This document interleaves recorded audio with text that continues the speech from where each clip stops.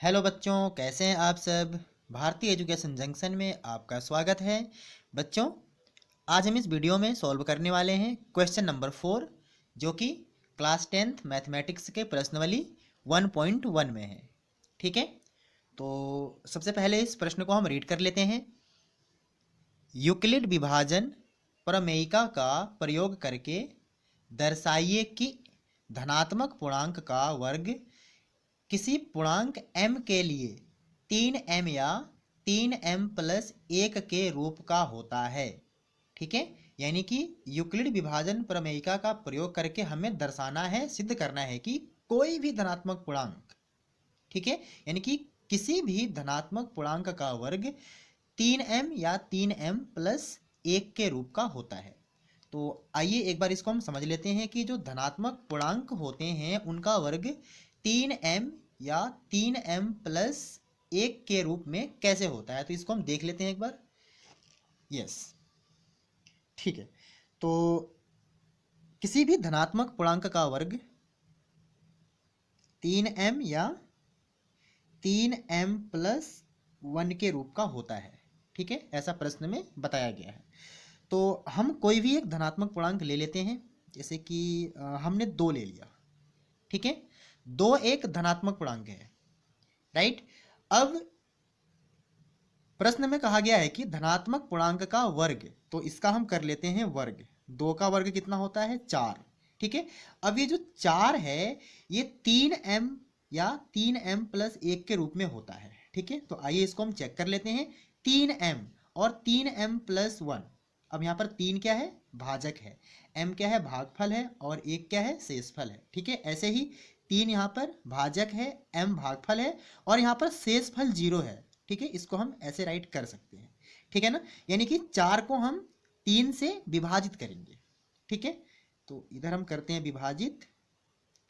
3 एकम 3, शेषफल 1 बचा। तो यहाँ पर आप देख सकते हैं भागफल कितना आ गया? 1 आ गया। शेषफल कितना है? शेषफल भी 1 आ गया।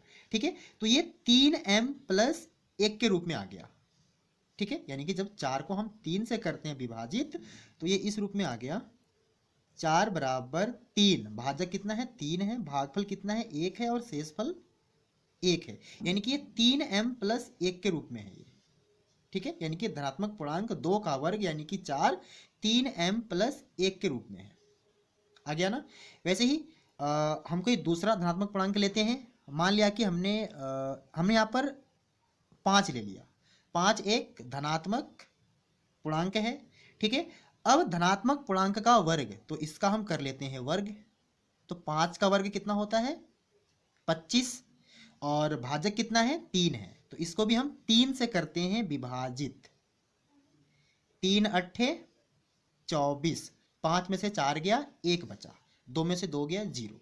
ठीक है, तो इसको भी हम राइट कर सकते हैं 25, यानी कि भाज्य बराबर भाजक। भाजक कितना है? 3 है। m का मान कितना आया? देखो यहाँ पर भागफल कितना है? 8 है, और शेषफल 1 आ गया। ठीक है, तो देखो बच्चों, ये भी 3m प्लस 1 के रूप में आ गया। ठीक है, ऐसे हम एक धनात्मक पूर्णांक और ले लेते हैं, कोई सा भी। हम लेते हैं, मान लो कि हमने 12 ले लिया। ठीक है, 12 एक धनात्मक पूर्णांक है। अब धनात्मक पूर्णांक का वर्ग, तो इसका हम कर लेते हैं वर्ग। 12 का वर्ग होता है 144। ठीक है, और भाजक कितना है? 3 है, तो इसको हम 3 से करेंगे विभाजित। 3 से 144 को करेंगे विभाजित। 3 चौक को 12, 2 बच्चा 0, और 4 को हमने उतारा, 24 हो गया। 3 अट्ठे 24। ठीक है, 4 में से 4 गया 0, 2 में से 2 गया 0, तो शेषफल 0 आ गया। ठीक है, तो यहाँ पर आप देख सकते हैं जो धनात्मक पूर्णांक 12 है इसका वर्ग 3m का मान 48 है प्लस 0, यानी कि ये 3m के रूप में है। ये 3m के रूप में आ गया। ठीक है, यानी कि जो धनात्मक पूर्णांक 12 है इसका वर्ग 3m प्लस 0 यानी कि 3m के रूप में आ गया। ठीक है बच्चों, तो आप कोई सा भी धनात्मक पूर्णांक ले सकते हैं। ठीक है, कोई सा भी धनात्मक पूर्णांक आप ले सकते हैं। ठीक है, जब उसको आप 3 से करेंगे विभाजित तो 3m प्लस 0 या 3m प्लस 1 के रूप में आएगा। ठीक है, तो यही हमें इस प्रश्न में सिद्ध करना है कि किसी भी धनात्मक पूर्णांक का वर्ग 3m या 3m+1 के रूप में होता है। ठीक है, तो आइए अब चलते हैं प्रश्न पर। यस, देखिए, तो यहां पर हमें धनात्मक पूर्णांक पता नहीं है। ठीक है, तो हम उसको a मान लेते हैं। तो यहां पर हम लिख लेंगे माना a एक धनात्मक पूर्णांक है। ठीक है, तथा b एक ऐसा धनात्मक पूर्णांक है जहां a b से बड़ा है। ठीक है, और b बराबर 3 है। यहां पर आप देख सकते हैं b यानी कि भाजक, भाजक कितना है, 3 है। ठीक है, तो b का मान यहां पर 3 है। अब क्या करेंगे, यूक्लिड विभाजन प्रमेयिका का प्रयोग करेंगे। ठीक है, तो यूक्लिड विभाजन प्रमेयिका से, ठीक है ना, तो यूक्लिड विभाजन प्रमेयिका भाज्य बराबर भाजक गुणा भागफल प्लस शेषफल। ठीक है, ये होती है यूक्लिड विभाजन प्रमेयिका। ठीक है, तो अब देखो यहाँ पर b का मान कितना है, 3 है। तो इसको हम लिख देंगे 3q+r। ठीक है बच्चों, शेषफल हमेशा भाजक से छोटा होता है, और भाजक यहाँ पर 3 है तो शेषफल 3 से छोटा होगा। ठीक है, अब शेषफल हमें पता नहीं है। ठीक है, तो 3 से जो छोटे नंबर हैं वो 0, 1 और 2 हैं। ठीक है, अब शेषफल तो माइनस में होगा नहीं, इसलिए 3 से जो छोटे नंबर हैं वो 0 है, 1 है और 2 है। ठीक है, तो जो हमारे संभावित शेषफल हैं वो 0 है, 1 है और 2 है, तो इनको हम एक एक करके रखेंगे। ठीक है ना, तो संभावित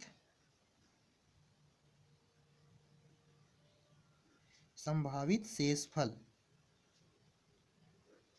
0, 1 या 2, या तो 0 होगा या 1 होगा या 2 होगा।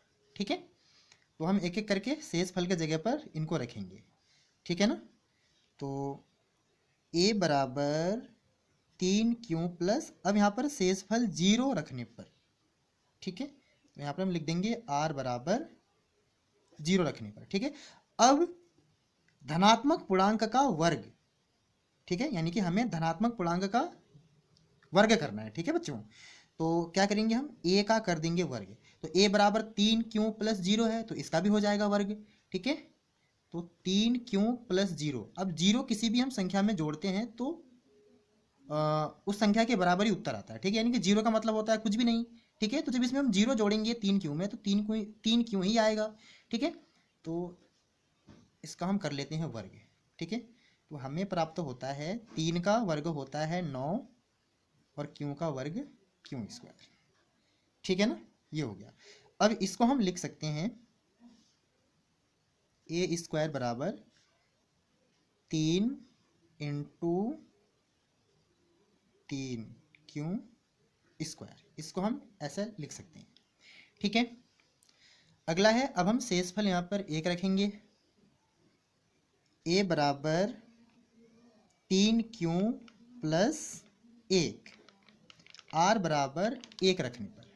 ठीक है, तो अब धनात्मक पूर्णांक का स्क्वायर करना है, तो a का स्क्वायर कर देंगे बराबर 3q+1 का स्क्वायर हो जाएगा। ठीक है, तो ये हो गया। अब ये a+b का होल स्क्वायर इस रूप में हो गया। ठीक है, तो इसको हम विस्तारित कर देंगे 3q, ठीक है, इसका हो जाएगा स्क्वायर प्लस 2 गुणा 3q+1, ये तो होता है ना A square plus 2ab plus B square, ठीक है। तो ये हो गया ए स्क्वायर यानी कि 3q का स्क्वायर हो गया प्लस 2ab यानी कि 2 गुणा 3q प्लस 1 प्लस बी स्क्वायर, बी का मान कितना है 1 है, तो ये हो गया 1 का स्क्वायर, ठीक है, क्योंकि ये ए प्लस बी के होल स्क्वायर के रूप में है ना। अब देखो इसको हम हल करेंगे, थोड़ा सरल करेंगे।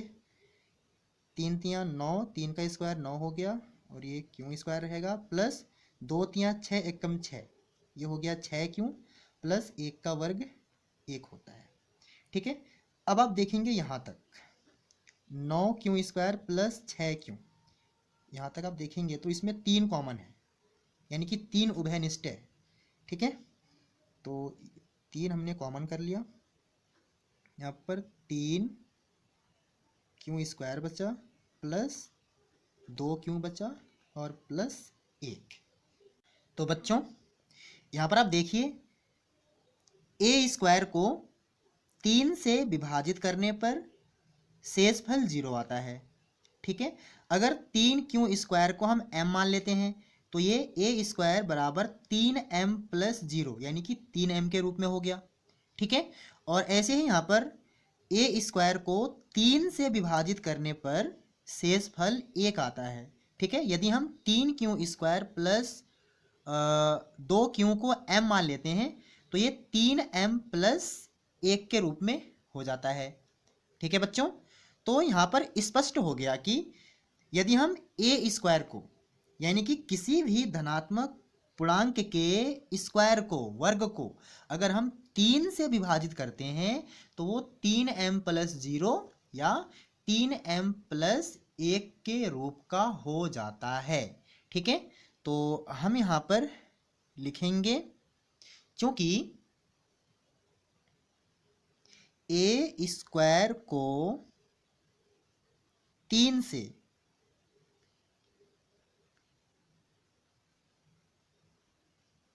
विभाजित करने पर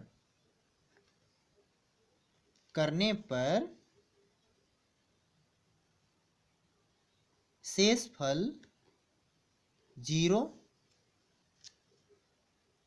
या 1 बचता है, ठीक है, 1 बचता है। इसलिए